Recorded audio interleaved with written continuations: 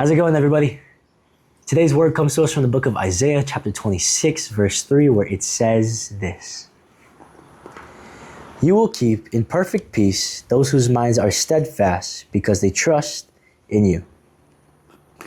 Through the prophet Isaiah, God is reminding the people of Israel and even us today that we can have perfect peace.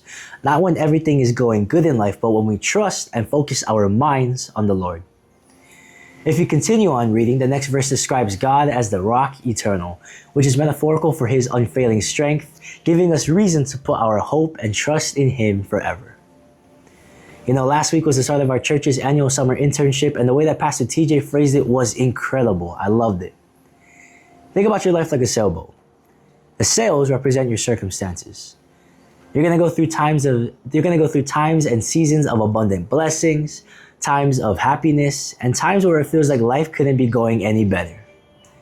However, we're also going to face the storms of life with seemingly insurmountable odds, uncertainty, and trials and tribulations that are going to test our faith. However, there's this part underneath the sailboat called the keel, and most people don't know that it exists because they can't even see it. However, it is one of the most important parts of the boat because it keeps the whole thing upright and prevents it from capsizing. So in the same way, our relationship with the Lord isn't something that people are always necessarily going to see, but it is vital to our lives. When we focus our thoughts on the Lord, anchor our hearts in his truth, and orient our lives around the Lord, then we can have that perfect peace that Isaiah was talking about, despite whatever storm that we may face.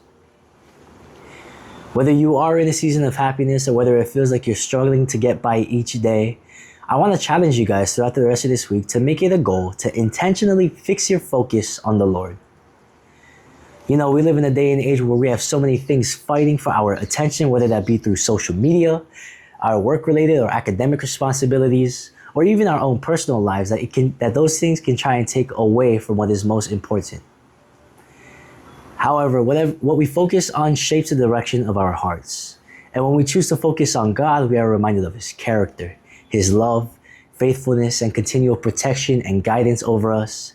And when we start to fill our mind with his truth instead of our worries, we can rest assured and have full confidence that he is in control of everything.